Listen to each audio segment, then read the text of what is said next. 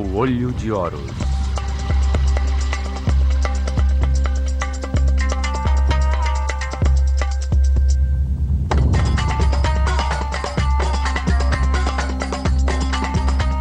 Quinta parte.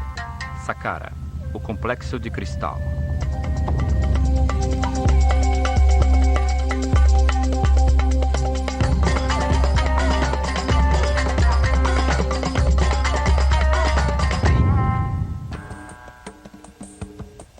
Complexo de Saqqara.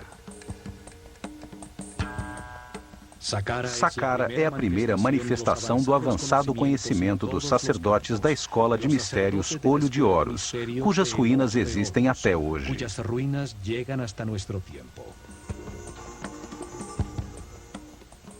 Neste local foi construída a primeira pirâmide da Terra depois do dilúvio.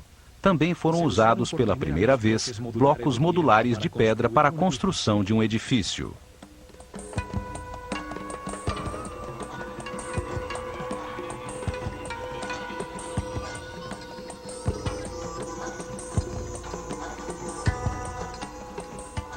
Nas paredes, esculpiram hieroglifos com os primeiros textos religiosos da história.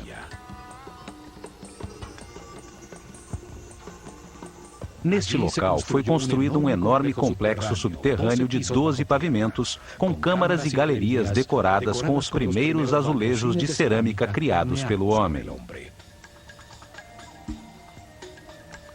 Nessas câmaras subterrâneas, encontrou-se mais de 40 mil urnas, tigelas e vasos de alabastro.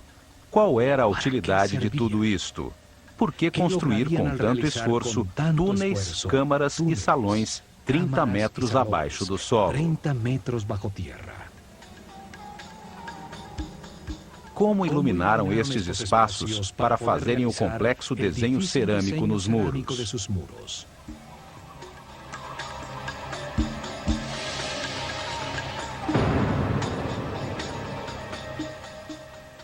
Por que as construções são volumes maciços de pedra sem nenhuma utilidade aparente? O que uma sociedade de cerca de 4 milhões de pessoas podia ganhar ao cortar e deslocar mais de 1 milhão de toneladas de pedra para construir este complexo que surpreende pela sua refinada arquitetura?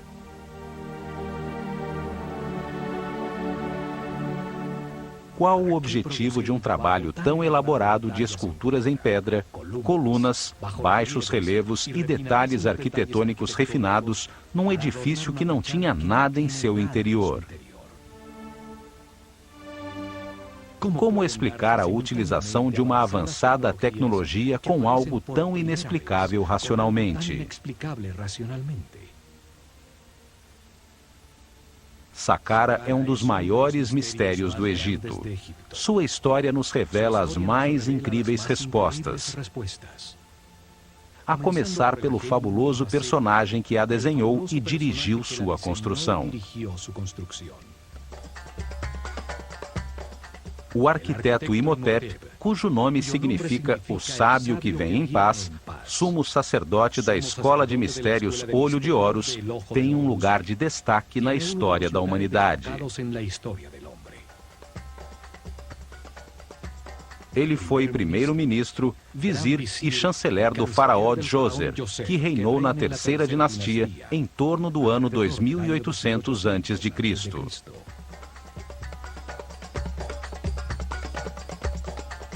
Imhotep nasceu no dia 31 de maio. Seu pai era o arquiteto Khanofer e sua mãe Creduonk. Algumas poucas estatuetas o retratam como uma pessoa simples, usando roupas sóbrias como as de um monge. Ele foi o pai da arquitetura, passando de trabalhos com madeira e barro a trabalhos com blocos modulares de pedra. Desenhou também as primeiras colunas esculpidas no formato de flores de lótus nos capitéis. Os mais refinados detalhes arquitetônicos e a harmonia de Saqqara destacam a sua grande maestria. Ele foi o primeiro filósofo da história da humanidade. Dedicou-se a analisar conceitos fundamentais como espaço, tempo, volume, a natureza das doenças, a existência de Deus e a imortalidade. Ele representa a base conceitual da civilização egípcia, como o movimento da consciência em direção a Ma'at, à justiça, ao correto, à harmonia e ao equilíbrio. Segundo Platão, a história sobre Atlântida que foi contada a Solon pelos sacerdotes egípcios é da época de Imhotep. Astrólogo e astrônomo, ele criou o primeiro registro sistemático da abóbada celeste. Deixou-nos os primeiros mapas das constelações. Demonstrou o seu conhecimento dos equinócios ao usar as mudanças de era para determinar as etapas da revelação no desenvolvimento espiritual da civilização egípcia. Mas foram as qualidades de Imhotep como médico que o converteram em um semideus. Apenas 50 anos após a sua morte, o faraó Miquerinos lhe dedicou um templo que se tornou um lugar de peregrinações e de curas milagrosas. Os gregos que estudaram no Egito e que mudaram os nomes de todo mundo o chamaram de Asclépios ou Esculápio para marcar os seus feitos como médico. Também o chamaram de Hermes Trismegistus, 3 vezes grande, por suas qualidades como filósofo e físico, já que revelou as bases de como o universo funcionava. Imhotep foi o primeiro a compilar informações sobre como diagnosticar e curar muitas doenças. O caduceu, que hoje é símbolo da sociedade médica, era a vara de poder de Imhotep. Com ela, media a quantidade de energia vital que um ser humano processa em seu interior. Desta forma, sabia qual dos centros energéticos ou chakras utilizar para captar e processar a energia vital, bem como identificar onde existiam desequilíbrios celulares eletromagnéticos. Ele curava elevando a frequência vibratória da aura, ou campo eletromagnético da pessoa. Isto restabelecia o equilíbrio dos chakras, permitindo que voltassem a fornecer a energia vital necessária aos órgãos afetados, a verdadeira causa de todas as doenças. O caduceu tem 2 serpentes que se cruzam sobre os 7 chakras. Os centros nervosos sobre a coluna vertebral que captam e distribuem a energia. Simbolizam as 2 polaridades de carga elétrica e movimentos opostos, que dão lugar ao universo dual. Em seu centro, há uma coluna formada por pares de partículas com cargas opostas que se neutralizam e equilibram, a única maneira de se chegar à iluminação. Representa a Kundalini, a força vital que sobe através da coluna vertebral. Quando este conhecimento desapareceu, a sua forma se conservou como símbolo para a cura. Através de experiências que utilizam sua forma como uma bobina elétrica, tem-se descoberto que ela possui características misteriosas.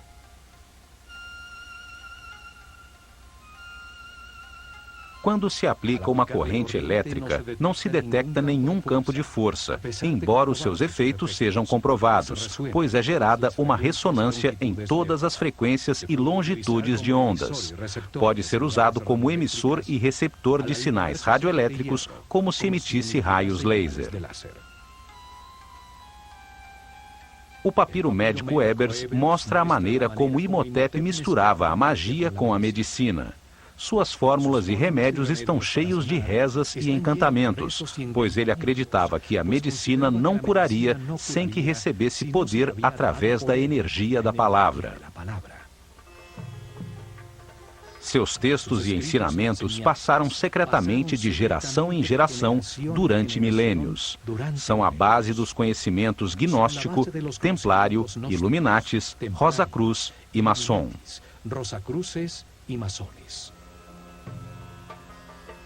Os gregos os chamavam de princípios herméticos. Imhotep deixou para a posteridade vários papiros e textos. Um deles, o Kybalion, fala dos 7 princípios fundamentais do universo.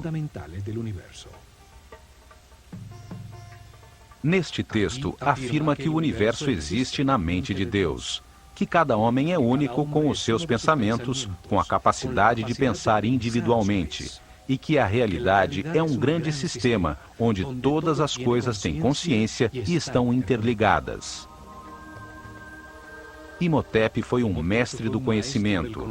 Ensinou a escrita hieroglífica e produziu vários textos em pedra, produzindo os primeiros textos religiosos da história.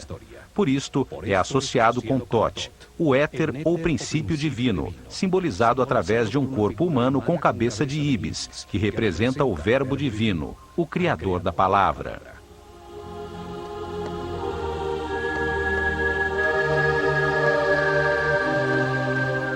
Não há dúvidas de que Imhotep foi um ser especial e, com o passar dos anos, ele se tornou um mito, associado ao divino. A ele foram atribuídos diversos nomes como Thoth, Mercúrio, Quetzalcoatl, Esculápio e Hermes Trismegistus, o 3 vezes grande. O termo hermético se converteu em sinônimo de sabedoria secreta. A mesma sabedoria que uma vez esteve nas mentes dos sacerdotes do Olho de Horus, dos quais um dos primeiros sumos sacerdotes foi Imhotep, o sábio que vem em paz.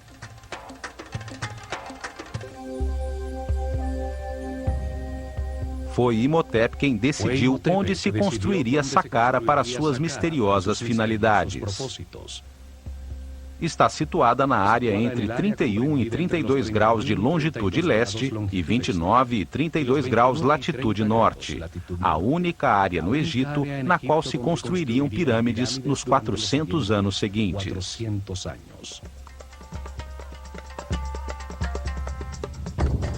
Uma zona desértica a 14 quilômetros ao sul do Cairo, ao lado de Mênfis, a desaparecida capital do Egito. Em Meidum, Hawara e Elahum estão as que ficam mais ao sul, e em Abu Hawash, a pirâmide que está mais ao norte. Foram construídas sobre uma plataforma de pedra que vai até Giza, 50 metros acima do nível do rio. Assim, garantia que o nível das águas não inundasse os trabalhos subterrâneos que havia planejado. Em uma zona onde existem outras 8 pirâmides menores, construídas nas dinastias 4, 5 e 6. Saqqara fica exatamente sobre um dos nódulos principais da rede eletromagnética do planeta, onde melhor se pode utilizar a força de sua energia telúrica para fazer vibrar uma grande massa de pedra.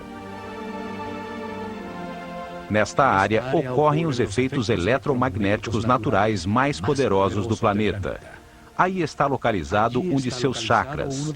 Aí também passa a corrente telúrica, a carga terra negativa que leva sua energia vital. Este é um local de confluência maior das chamadas linhas-lei, perfeito para que um grande volume de pedra, com alto conteúdo de cristais de quartzo, ao vibrar, produza energia estática negativa devido à fricção de suas moléculas. A atmosfera está carregada com 500 volts de corrente positiva por metro quadrado, 5 vezes o normal. É um ponto de poder no planeta, que aumenta os efeitos energéticos da pirâmide que Imhotep construiu. Esta localização de Saqqara era fundamental para poder utilizar a pirâmide como um condensador elétrico que captava, como uma antena, a energia positiva da atmosfera nos cristais de quartzo das louças de granito que uma vez cobriram sua parte exterior.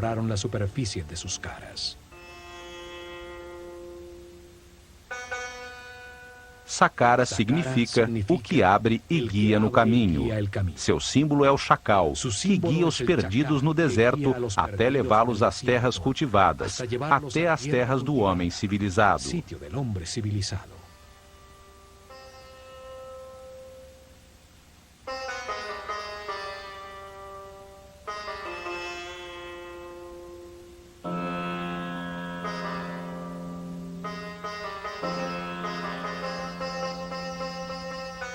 Ao longe, a primeira que se via era a pirâmide branca, rodeada por uma grande muralha, a primeira construída em blocos de granito cortado em sofisticados baixos relevos e umbrais.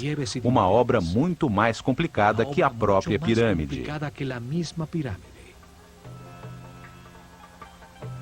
130 mil toneladas de granito formavam um muro de pedra alto e especial que rodeava os 15 hectares do complexo, protegendo-o do caos exterior e atribuindo-lhe uma forma retangular, ajustada exatamente na direção cardial norte-sul, paralela ao curso do Nilo.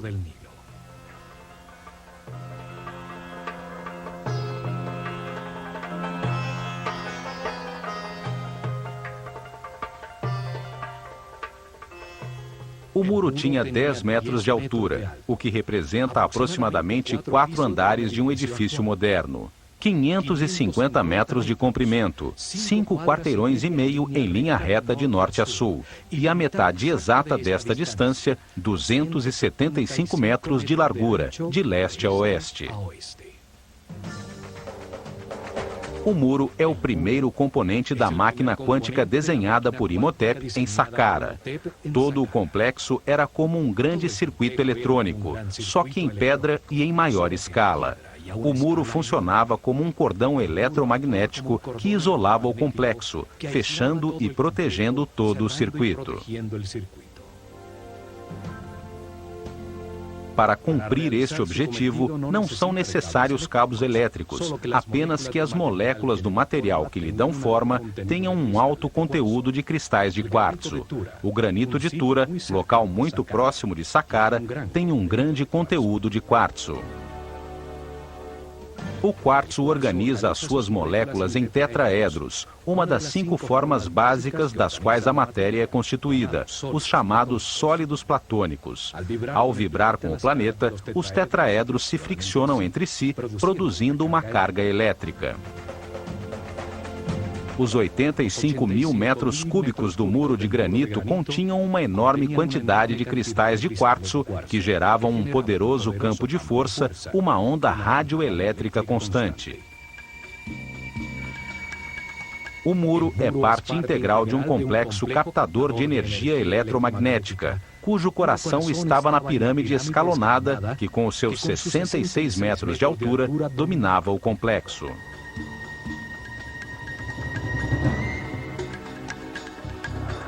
A forma do muro era surpreendente. Entrava e saía de forma regular, gerando pórticos em intervalos constantes. Baixos relevos verticais marcavam os pórticos, que embelezavam e regularizavam o conjunto, produzindo uma sensação de harmonia com um estilo arquitetônico quase ultramoderno.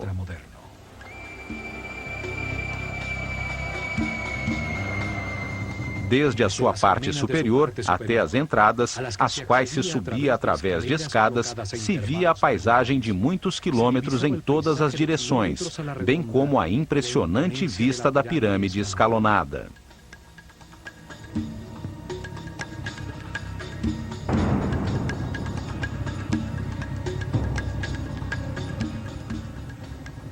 Não só foi a primeira construção monumental construída em pedra talhada pelo homem, mas tem uma série de detalhes arquitetônicos que indicam uma maestria e um conhecimento que nunca foram superados em todo o desenvolvimento posterior àquela civilização.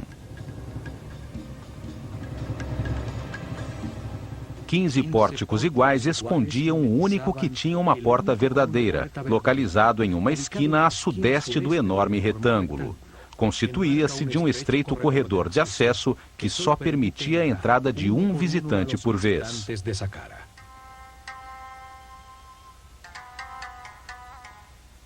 O caminho da perfeição espiritual é individual e intransferível. Ninguém pode evoluir por outra pessoa. Por isto, em Saqqara, só entrava uma pessoa de cada vez.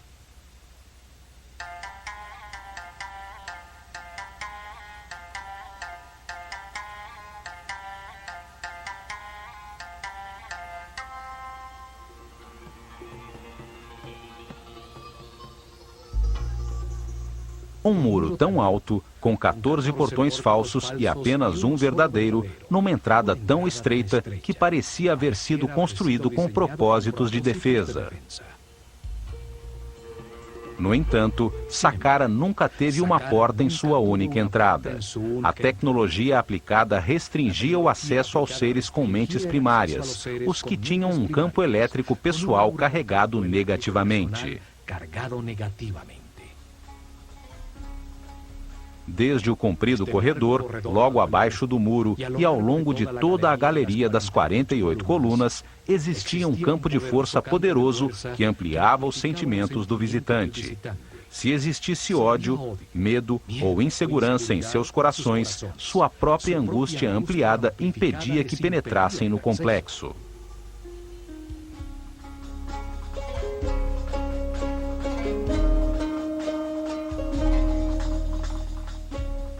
Apenas os puros de coração podiam entrar em Saqqara quando o complexo e a escola de mistérios Olho de Horus funcionavam naquele local.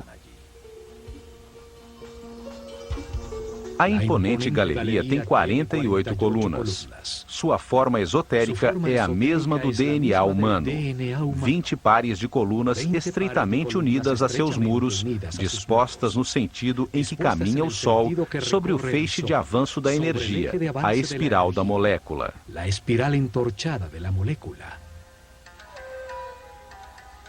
4 pares de colunas no salão transversal ao final da sequência simbolizavam a capacidade adicional de armazenar, analisar e processar informações, o que diferencia o ser humano do animal.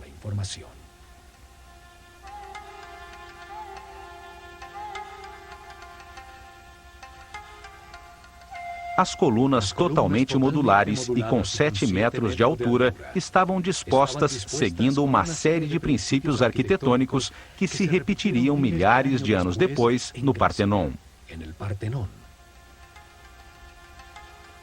Cada coluna tinha a forma de um papiro. O cilindro tinha uma ligeira convexidade e se estreitava em sua parte superior, acentuando a verticalidade para enganar a visão.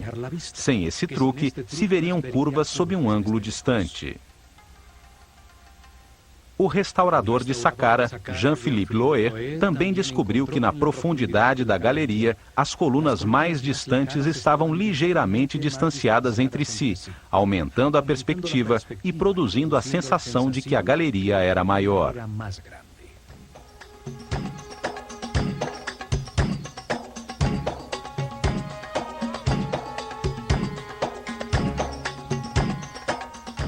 Ao atravessar a galeria, chega-se ao salão transversal das 8 colunas, unidas entre si por módulos de pedra que marcam a saída ao grande pátio das serpentes, em cujo lado norte brilhava a esplêndida pirâmide escalonada.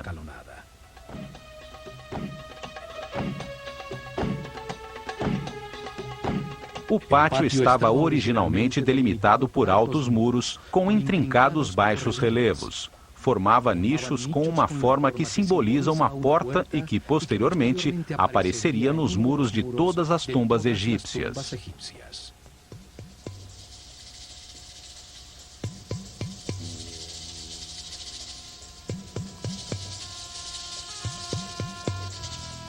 Cada porta continha um friso horizontal decorado por uma cobra. A serpente sagrada simbolizava a dualidade, devido à sua língua bifurcada e aos seus órgãos sexuais duplicados. A serpente simbolizava também a determinação para alterar a existência, para começar uma viagem evolutiva independente e tomar as suas próprias decisões. Era a fonte da origem do movimento.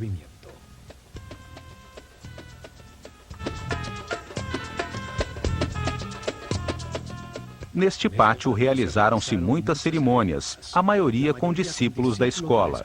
Ao menos uma vez por ano, o faraó vinha a este local para ser coroado novamente pelo sumo sacerdote da escola Olho de Horus, com uma coroa branca e vermelha que simbolizava o seu poder sobre todo o Egito.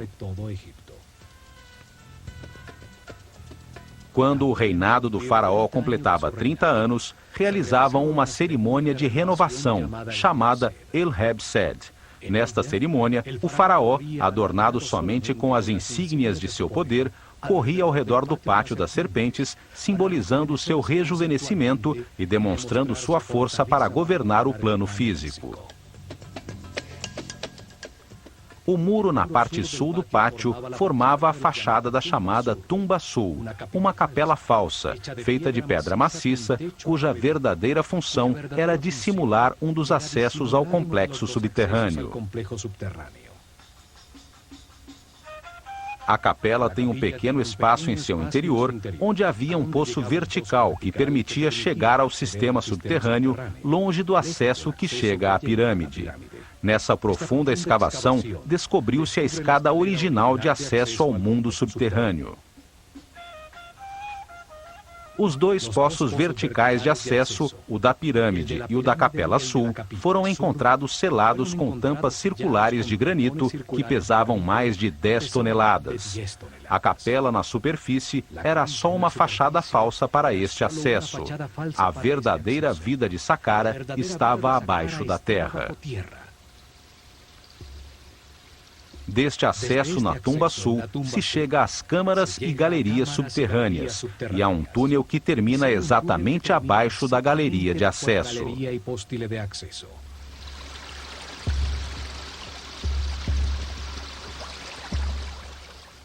A planta de todo o complexo parece o processador central de um computador.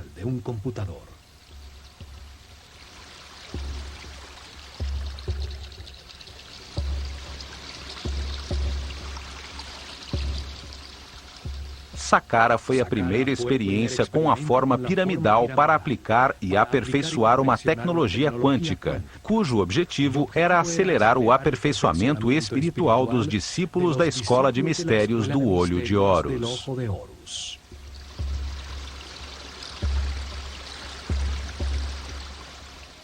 Durante 400 anos, construíram cerca de 100 pirâmides com formas, tamanhos e materiais diferentes, até que o desenho foi aperfeiçoado na Grande Pirâmide de Quéops.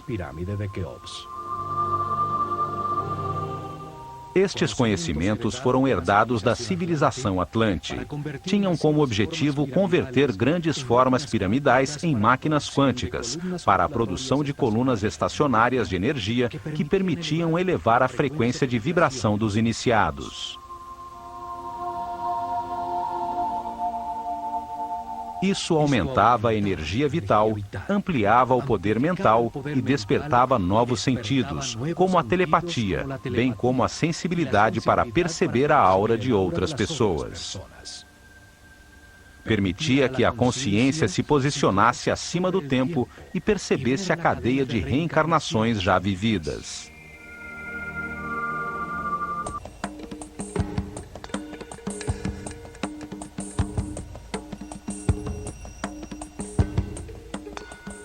No lado por onde se eleva o sol no pátio da serpente, ainda permanecem erguidas 3 colunas.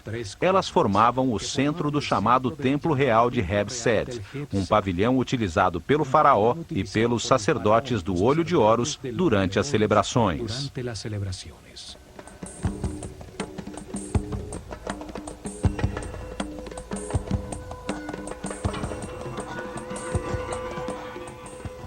A partir deste pavilhão, seguindo um muro curvo, chegava-se ao pátio retangular de Heb-Sed, paralelo ao pátio central do complexo. Seus lados estavam delimitados por 2 séries paralelas de capelas falsas. É, sem dúvida, uma fachada elaborada sobre um bloco de pedra maciça. Cada série tinha 13 estranhas e misteriosas capelas de pedra maciça. Seus muros não produziam nenhum espaço útil em seu interior. Eram apenas uma fachada bem elaborada, com refinados detalhes arquitetônicos. Sua forma disfarçava o verdadeiro propósito de todo o complexo. A intrincada rede de câmaras, túneis e galerias subterrâneas, desenhadas como um enorme circuito eletrônico, produziam um vórtice eletromagnético. Na frente de cada capela falsa, através de uma estreita e tortuosa passagem, chegava-se a um pequeno santuário exterior, onde estariam as representações simbólicas das forças tutelares do Egito, os protetores divinos.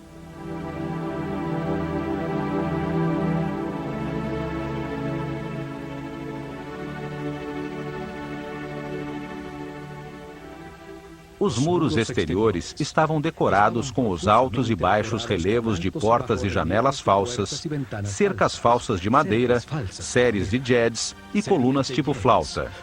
Enfim, uma cenografia completa talhada em pedra.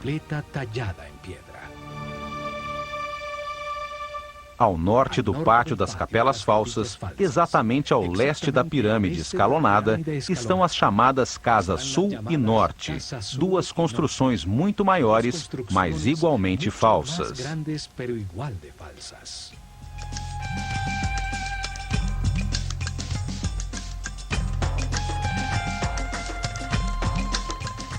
A fachada da Casa Sul tem colunas cilíndricas com capitéis em forma de flor de lótus, símbolo do Alto Egito. Em uma das paredes de um estreito corredor está a pichação mais antiga do mundo, hierática e com comentários que fazem referência ao faraó Djoser. Foi feita por visitantes durante a 18ª dinastia. A fachada da Casa Norte tem colunas com papiros, o símbolo do Baixo Egito, o delta ao norte do país. Neste local, durante a cerimônia do Hebsed, o rei recebia a coroa vermelha, que simbolizava sua autoridade sobre este território.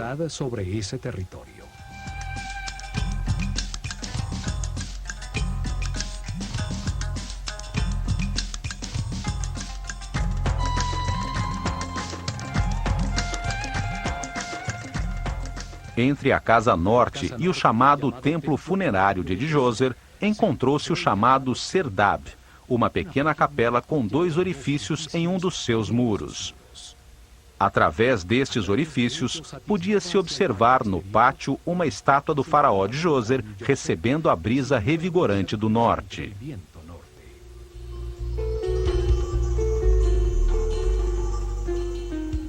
Esta figura impressionante, cujos olhos incrustados de cristal se perderam, é a primeira imagem tridimensional de tamanho natural de um monarca egípcio que se mantém até os dias de hoje.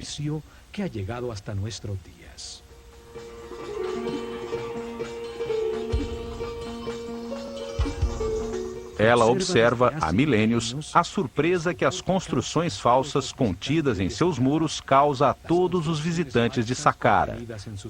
O disfarce que esconde a poderosa máquina quântica. Daqui vêm as teorias que afirmam que Saqqara foi a sua tumba nunca utilizada.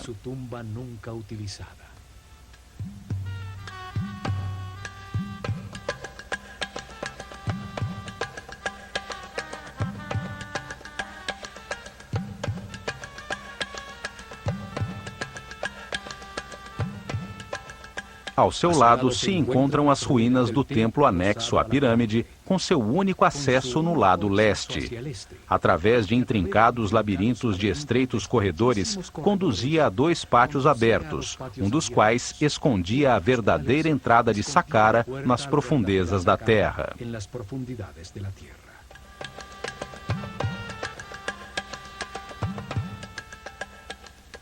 Este pátio tinha como objetivo despistar o acesso principal às galerias subterrâneas. Este esquema de um templo anexo se repetiu em todas as 108 pirâmides que foram construídas nos anos seguintes.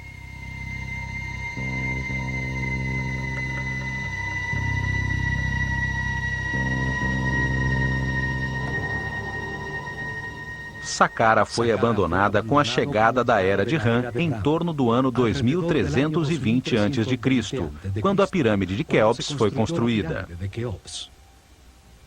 O conhecimento sobre os acessos às câmaras e galerias subterrâneas se perdeu com o passar dos anos. As pedras de seus muros foram utilizadas como material de construção.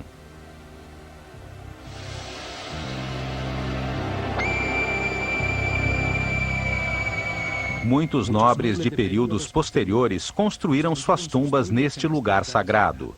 Hoje, acredita-se que foi um cemitério e que o complexo original é a tumba do faraó Djoser. Durante a 26ª dinastia, em plena decadência da civilização egípcia, ninguém sabia que o templo anexo escondia a entrada à câmara principal. Por ordem do faraó, foi cavado um amplo túnel do lado sul, embaixo da pirâmide, pois se acreditava que ali estava a entrada.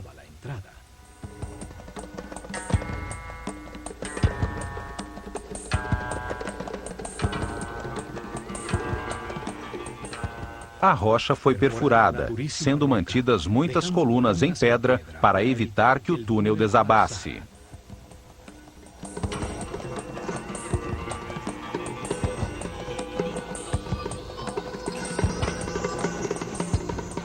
Até que chegaram à Câmara Central, um espaço vazio de 12 andares de profundidade, um poço vertical com a forma de um obelisco virtual, bem no coração da pirâmide.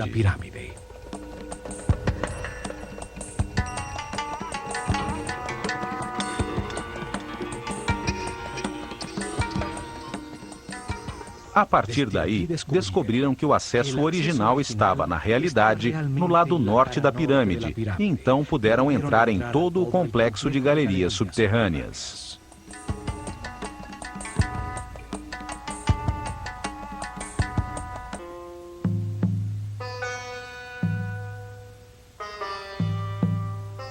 A construção de Saqqara foi feita em 3 etapas, planejadas desde o início por Imhotep. Estas etapas permitiam que o complexo fosse crescendo e que a pirâmide se expandisse como o corpo de um ser humano. A primeira etapa começou com a construção da coluna vertebral do complexo, a escavação do poço vertical da pirâmide, que descia até uma profundidade de 30 metros. 12 andares de profundidade, que equivaliam a 50% da altura total da pirâmide acabada.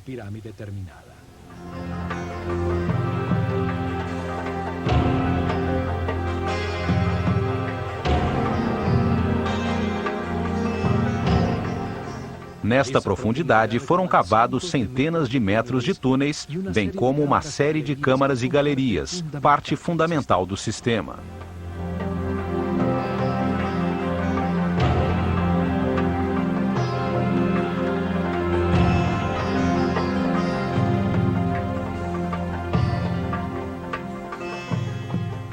Na segunda etapa, uma pequena pirâmide escalonada foi construída sobre o complexo subterrâneo. Seu peso era exatamente 50% da pirâmide projetada. Utilizava apenas metade dos recursos e do esforço total.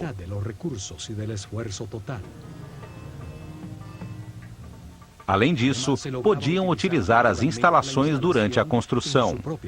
A carga elétrica gerada pela pirâmide pequena era utilizada para produzir ondas eletromagnéticas que facilitavam o deslocamento de todo o material necessário para a construção do complexo.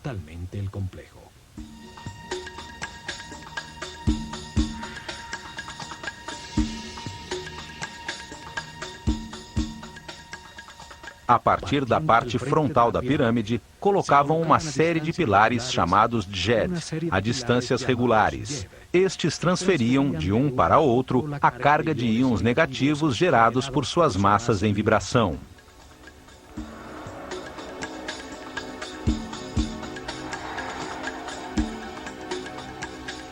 Cada pilar tinha 2 bobinas de arame de ouro enrolados sobre madeira, verticalmente dispostas. A primeira na parte inferior, a segunda na parte superior. O pilar era colocado sobre uma cavidade de fibra molhada em água salgada que produzia um excelente contato terra. Era necessário que um sacerdote de alto nível de consciência e vibração controlasse a energia da mente, de modo a permitir a transferência do fluxo de íons ao primeiro pilar na frente da pirâmide. A partir daí, a carga elétrica fluía de maneira regular de coluna em coluna. gerava uma avenida eletromagnética até chegar a Tura, a uma pequena distância de Saqqara, em frente ao Nilo, no âmbito de poder da pequena pirâmide, onde se localizavam as pedras de granito de quartzo. As louças de granito eram colocadas na frente do último djed. Então, o sacerdote as golpeava com a sua vara, induzindo nas moléculas de quartzo a mesma carga negativa das ondas eletromagnéticas. As duas cargas iguais se repeliam e o bloco levitava. Este é o mesmo princípio utilizado atualmente pelo trem-bala no Japão, que flutua sobre o poderoso campo eletromagnético dos trilhos, que possui a mesma polaridade do trem.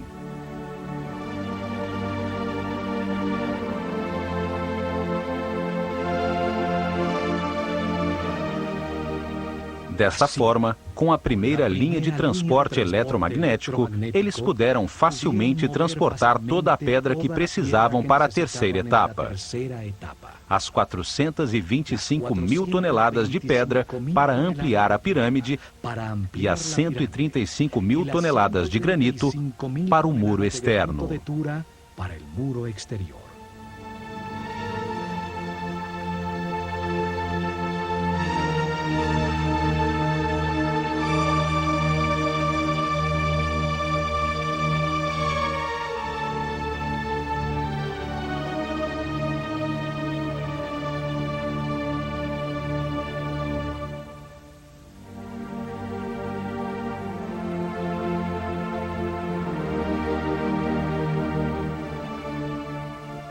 As etapas permitiam usar parcialmente a energia gerada, que aumentaria em 50% quando a pirâmide estivesse construída.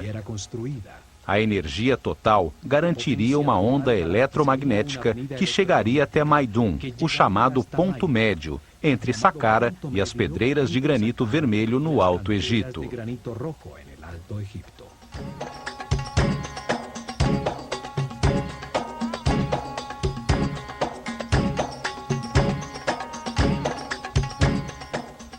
Esta tecnologia e conhecimento foram herdados dos Atlantes e se baseiam nos princípios da mecânica quântica que nossos cientistas apenas começam a entender. No próximo programa, continuaremos nossa análise sobre Saqqara. Entenderemos a distribuição física e o significado de todo o complexo subterrâneo que foi construído com o objetivo de dar forma a uma poderosa máquina quântica que acelerou a evolução dos iniciados. Ao examinar este caminho, que chamaremos de caminho quântico em direção à luz da consciência, veremos que este processo evolutivo foi ensinado por diversos mestres superiores. Um deles foi o Mestre Jesus. Fue el Maestro Jesús.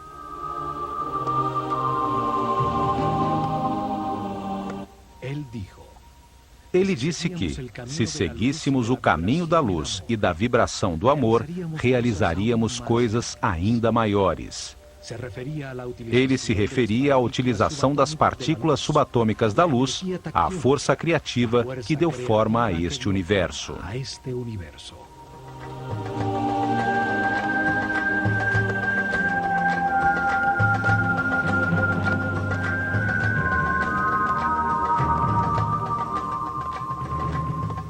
Milhares de anos antes da chegada de Jesus, os sábios sacerdotes do Olho de Horus utilizaram este mesmo tipo de conhecimento para acelerar a evolução de seus discípulos em Saqqara.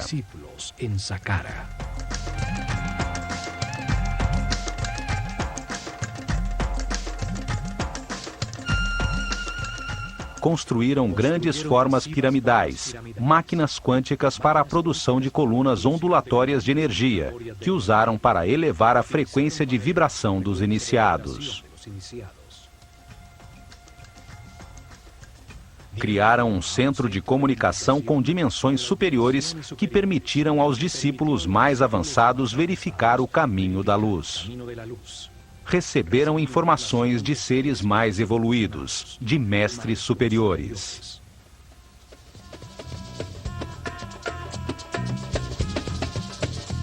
No plano físico, ao produzir estas ondas eletromagnéticas e efeitos de supercondutividade em diversos materiais, facilitaram a construção de seus templos, os livros vivos da Escola de Mistérios do Olho de Horus.